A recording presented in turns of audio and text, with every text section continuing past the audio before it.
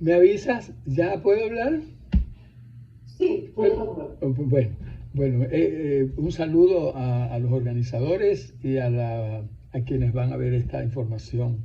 Eh, el resumen que nos envió José Ricardo Ramalho y Roberto Veraz estaba muy bien sintetizado, ¿no? Lo que se quería, ¿no?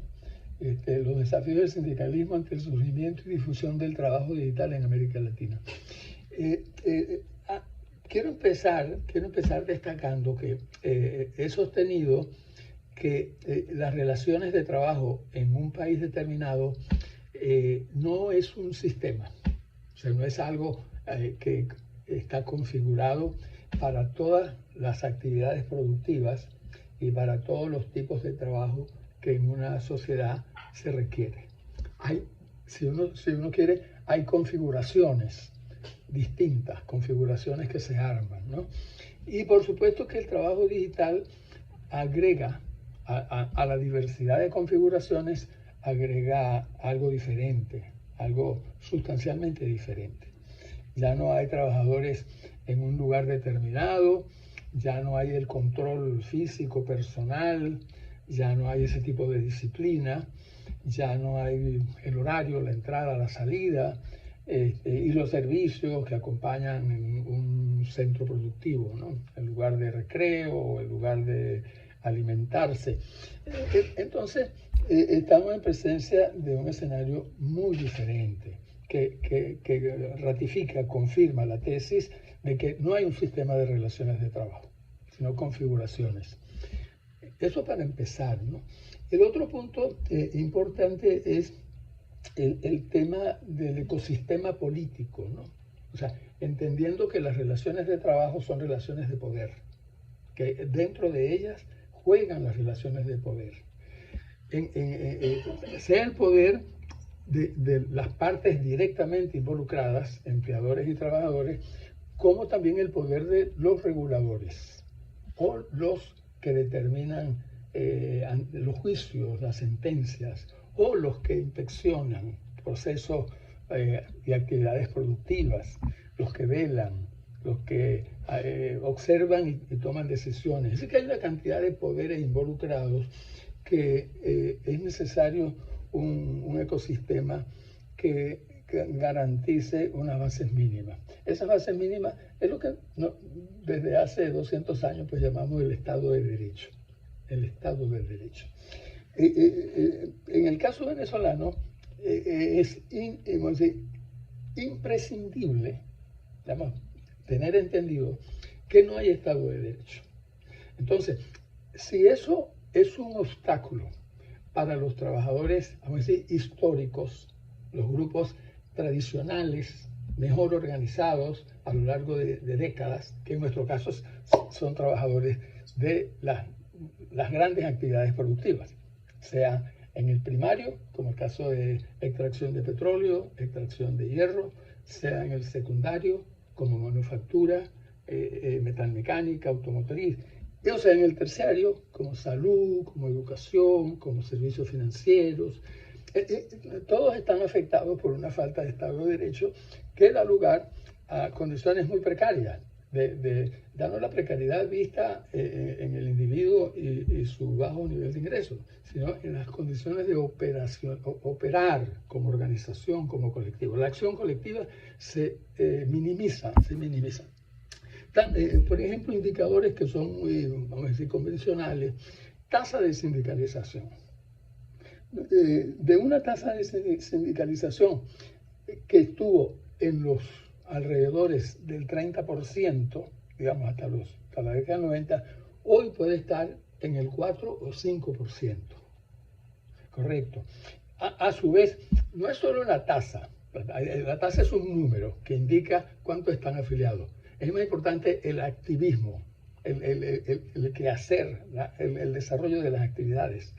El desarrollo de las actividades es fundamentalmente la negociación colectiva, mantenerla, negociarla, renovarla, mejorarla, la progresividad, mejorar esta con relación a la anterior, a su vez con relación a la de antes, y así sucesivamente. Y en Venezuela eso se se mantuvo en condiciones, digamos, muy favorables para los trabajadores. Incluso es un sistema productivo que empezó a modernizarse a partir de actividades primarias, el petróleo y el hierro, que se localizaban en zonas no urbanas, en zonas distantes de los centros urbanos. Entonces, cuando los convenios colectivos aparecieron, el primero, el segundo y así sucesivamente, el tema productivo, las cláusulas y los acuerdos en los asuntos productivos eran menor que las cláusulas y los asuntos reproductivos. ¿Por qué? Porque el hábitat donde se realizaba la actividad extractiva no tenía ciudad, no tenía pueblo, no tenía calles, no tenía urbe. Entonces, en los convenios colectivos aparecía la escuela, la farmacia, el centro clínico, el campo deportivo, hasta las religiones ingresaron en los convenios colectivos, ¿no?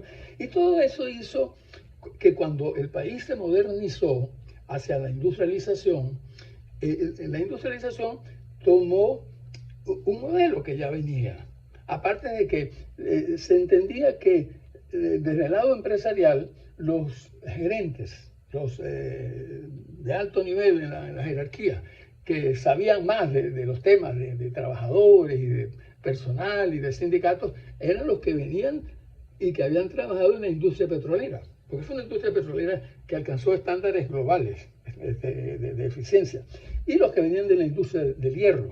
Pero la industrialización se desarrolló en urbes, donde había ciudad con todos los servicios.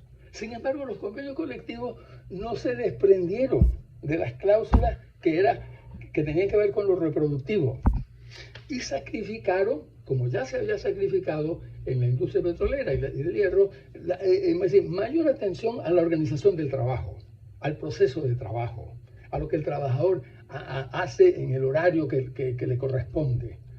Y eso a su vez determinó, que esto es vamos a decir, muy importante, que si la atención se centraba en lo reproductivo, se dejaba al Estado, con las obligaciones de salud, educación, servicios, se dejaba como al margen, se dejaba fuera de juego. Pero esos trabajadores tenían buena asistencia en salud, buena asistencia escolar, buena asistencia en recreación, en sus convenios colectivos. Y eso trajo consecuencias, vamos a decir, desafortunadas. ¿Por qué? Porque ese sindicalismo no presionaba, digamos, al empleador en el asunto medular, que es la organización del trabajo, que es donde se produce la riqueza y la distribución de la riqueza, sino que presionaba en servicios, que tenían también un costo, ciertamente, ¿no? Que tenían un costo, pero se desatendía de parte digamos, de esa forma laboral, de esa forma de relación laboral, se desatendía donde se producía la riqueza, y se desatendía de una manera tal que los trabajadores no sentían que eso era un problema, ¿no? Ahora, esa industrialización ya llegó a su tope, llegó a su techo. Estamos en un proceso de desindustrialización visible, pues, muy visible. Galpones cerrados, grandes talleres cerrados, fábricas que se fueron y que no han sido sustituidas por la revolución digital. No. Entonces, los trabajadores han migrado más de 8 millones a América Latina. Y desde el punto de vista laboral, una de las migraciones hacia donde recurren internamente es o al emprendimiento o a las plataformas, ¿correcto? Al trabajo de plataformas, al trabajo digital de plataformas. Entonces sí hay toda una efervescencia, ¿no? de trabajadores, de aplicaciones, toda una efervescencia. Pero no hay regulaciones. Porque si bien en lo que va del siglo XXI se ha regulado, pero se ha regulado pensando en el trabajador tradicional, pues, el que está en una fábrica o que está en un banco o que está en una instalación todo el día. Y no se ha regulado esta nueva manera de trabajar. De hecho, tampoco regulado ha sido, a pesar de que hay regulaciones que se han aprobado a lo largo de este siglo, de lo que va del siglo XXI, digamos, la gran legislación que le llamamos aquí la Ley Orgánica del Trabajo, que viene del 2012, y lo que más se parece al trabajo, al homework, al trabajo remoto, al trabajo de plataformas, de aplicaciones, es el trabajo a domicilio. Que el trabajo a domicilio es centenario, es centenario, es antes de la industrialización, ¿no? Correcto, la industrialización recogió de lo que era el trabajo al domicilio y se trajo a los trabajadores a los establecimientos fabriles, y con otras máquinas más grandes, más efectivas, más productivas. En vez de llevarle material para que lo hicieran en sus casas o en sus sitios de vida, se trajo a los trabajadores. Claro, estamos entonces en presencia de una fuerza laboral que no ha encontrado muchos escapes, la que salió por la desindustrialización, y se ha ido masivamente a la informalidad. Y de la informalidad, entre las alternativas, está el trabajo de plataforma, que es absolutamente informal, correcto, en el sentido de que no hay regulación, el Estado no existe, el Estado no mira, y la regulación que existe, la poca que es el trabajo a domicilio, no tiene nada que ver con el asunto, en absoluto, ¿no? Es algo arcaico, para unas formas de trabajo que son modernas en cuanto a los dispositivos. Correcto, en cuanto a los dispositivos, ¿no? Así que eso es importante destacarlo, ¿no? De hecho, es muy visible que en la generalidad de los talleres y los trabajos colectivos que se vienen haciendo sobre los trabajadores de plataforma y la acción colectiva, Venezuela no aparece. Incluso hay documentos elaborados por la CSA, Central Sindical de las Américas, que tampoco aparecen, ¿no? No obstante que hay una afiliación institucional, no aparece porque el fenómeno no se está registrando, porque las estadísticas oficiales desaparecieron. No hay estadísticas oficiales desde el 2015, en cuanto, digamos, ciertas encuestas industriales que se hacían. No hay censo. El censo que teníamos que haber hecho en el 2021 no se hizo, ¿no? Y el del 2011, 10 años atrás, fue cuestionado. Entonces, es una precariedad.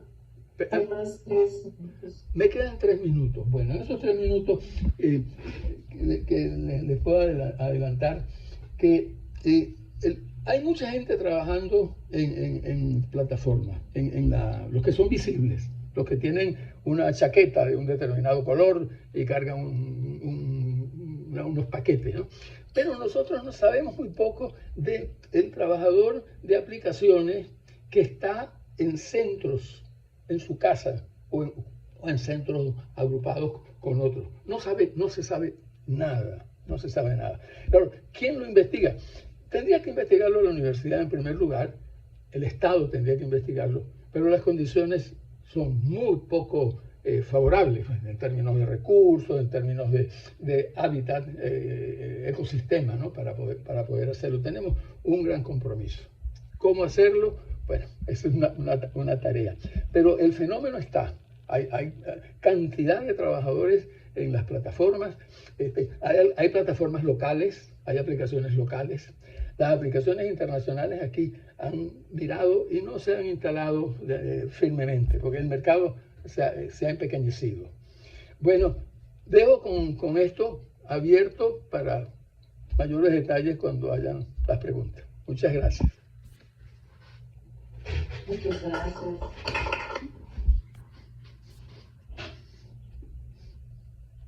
Importante, excelente análisis. Todos nos traen las informaciones.